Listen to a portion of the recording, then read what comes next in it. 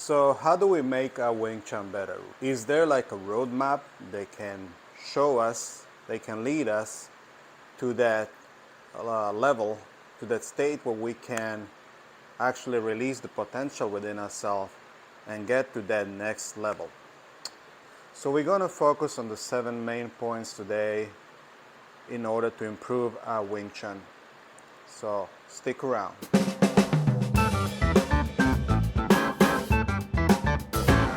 All right, first point. When we begin with a Wing Chun journey, we usually start talking about the stance and the structure. So in order for your Wing Chun to go to the next level, before we start doing all these extra stuff, our focus should be on the stance and the structure. So whenever you stand in your typical Wing Chun stance, you know, it seems like it's not a big deal. We can learn it fast and then we move on to the next thing.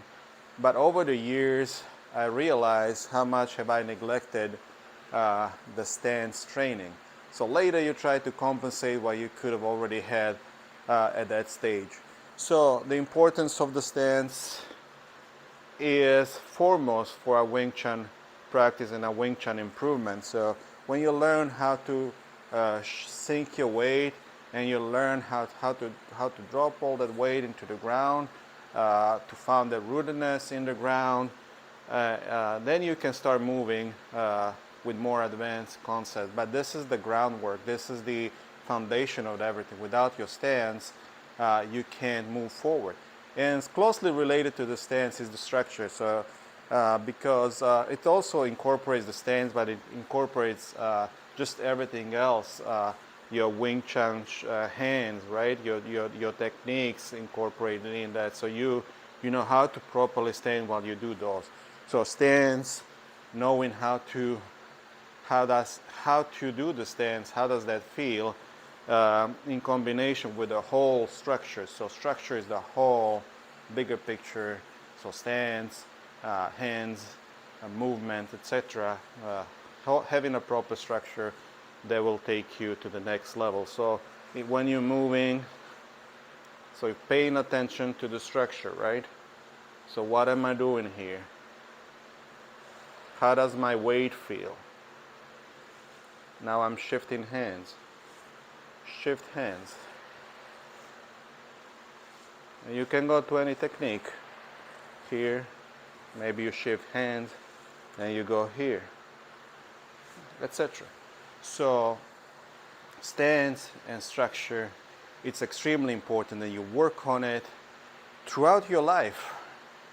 If you just go for the attractive and you ignore the stance and the structure, then your Wing Chun is going to be lagging behind and you're not going to be happy. You're going to have to go back to learning those things.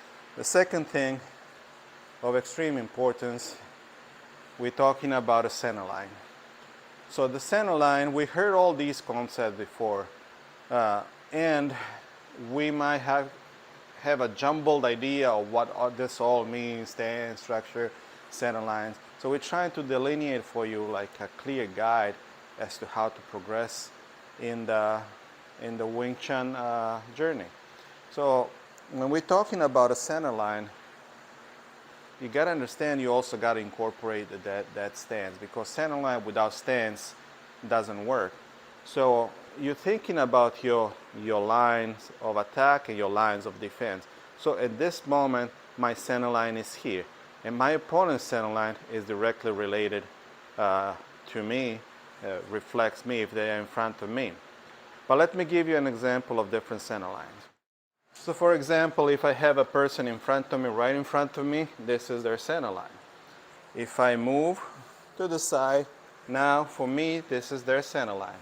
So they got to protect their own center line, but I'm attacking through the core of the center line. This is no longer the center because it's not facing me, and therefore I cannot draw that center line across the body. Now I'm attacking the center of balance, which would be now in this area directly in front of me, and the center line moves as you move. So now this is the center line of your opponent now. So you need to unbalance, uproot the center line of your opponent.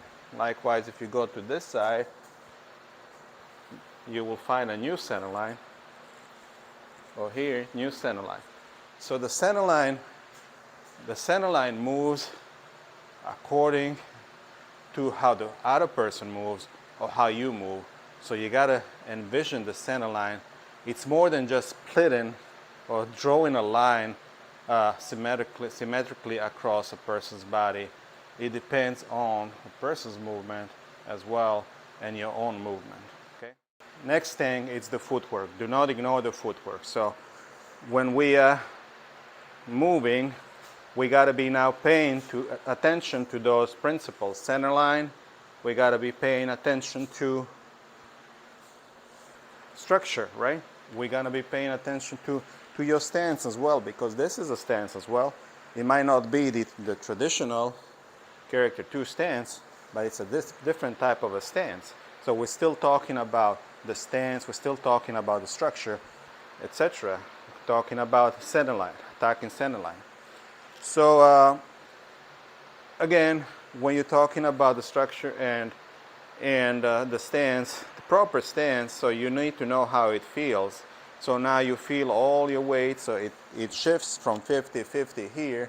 Now you move, now all your weight is on your back foot. So it feels a little bit different, or quite a bit different. The structure is also important. So we tend to lean when we turn a 45-degree angle because your hips are kind of more natural here.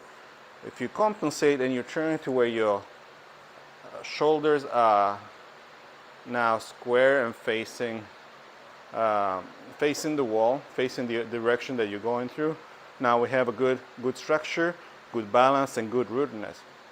So in order to prevent this, because your body naturally after a while starts going in a 45-degree angle, so sometimes maybe you go with your hand forward, the opposite hand forward, opposite your foot, so foot forward and the opposite hand forward, and this kind of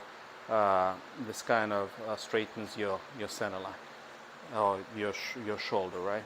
So footwork. Footwork is important, of extreme importance. So here, so you can again make your shoulder square and straight, and then practice footwork.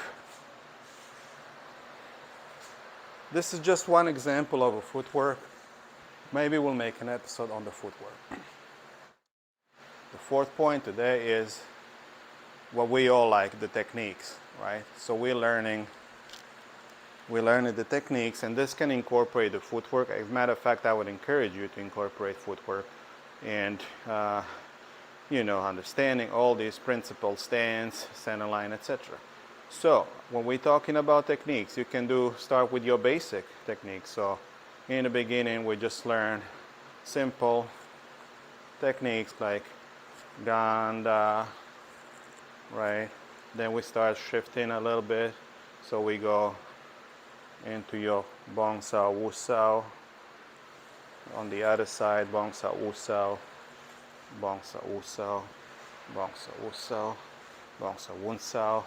Can be tanda, tanda, tanda, tanda, maybe jadda, jadda, jadda, and with shifting, jadda, jadda, etc. So now with your techniques, you're learning also footwork, you're learning the stance.